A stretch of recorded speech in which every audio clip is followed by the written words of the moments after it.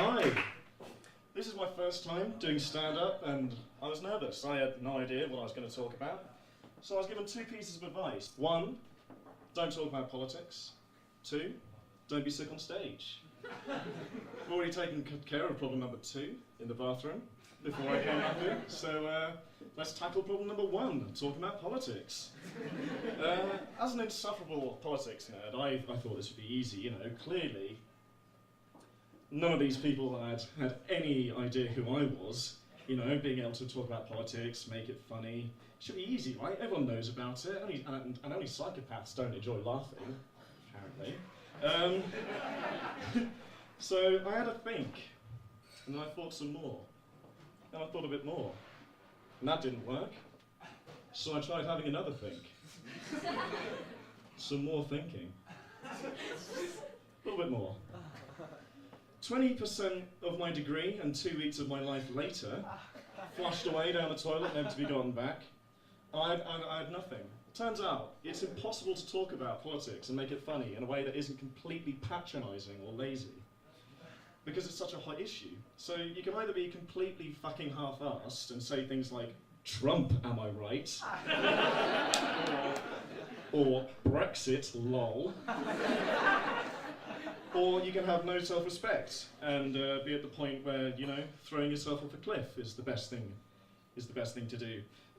Or you can fully commit to one of the parties and make sure at least half the room wants your head on a spike by the end of it. As an example, let's make up two hypothetical parties. Let's call them blue and red. So you've got blue on the right, and you've got red on the left. Say, for example, I said that blue had started mincing up orphan children to put them in water supply or sell for money. Half the room would be staring in stony silence at me, staring daggers, and I'd be found in a corner with my teeth kicked in and a copy of The Guardian shoved down my throat. The other half would love it. They'd be busting a gut. If we go to the other side of the spectrum, though, and say, for example, I said that Team Red had started a communist revolution, again, Team Blue would be laughing, some of Team Red would hate me, I'd be found with my teeth kicked in, copy of the Daily Mail, etc., etc., etc. But something weird would happen. I reckon that some of Team Red, who had been waiting for the moment to march under the hammer and sickle, would go for it. You know, they'd start the communist revolution here, in Southampton. It would result in a brutal civil war that sweeps over the country, the rest of Europe, and eventually the world. Then we're all living under a communist regime, all because I couldn't stop talking about politics for 5 fucking minutes. Ah man, politics is hard and draining. You know what else is? Relationships. You know, hard, draining, sex. Okay?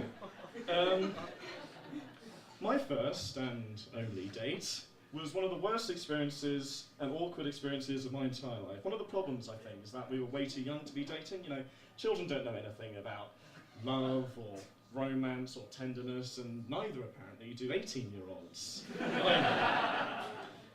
See, we'd only ever talked while we were drunk at parties or over text. The problem with that is that you're not the same person drunk as you are sober. The man who says with confidence that he can lift a car while gazeboed will be too lazy to get food the next morning for his crippling hangover. I, from personal experience, have just gone hungry for the day instead of walking 10 minutes to the shop and then go through the pain of cooking.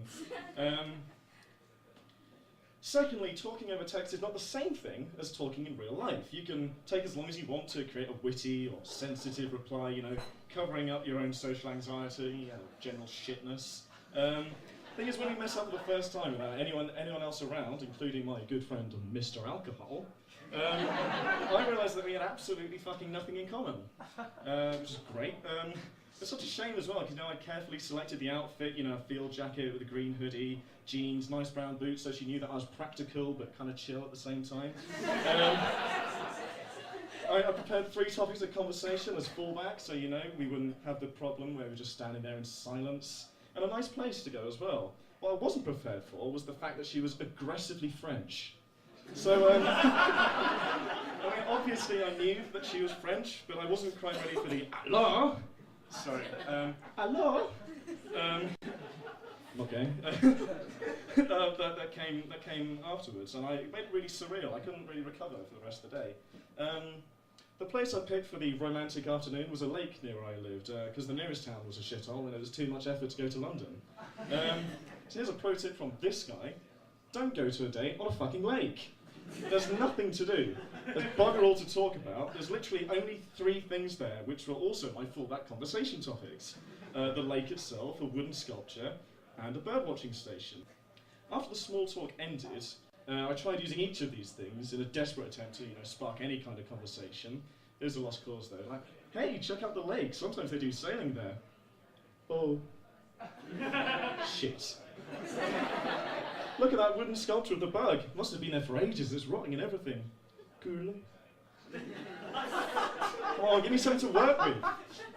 Oh, nice. There's a birdwatching station over there. Do you like birds? Not really, no. It's better than 1 word. We're up to 3 words now. 3-word responses. And then, as if on cue, it started raining. We had to go home. On the walk home, she told me to take a different route to her, so that we wouldn't be seen, no rumours would start, and I'm over that. It doesn't sting at all.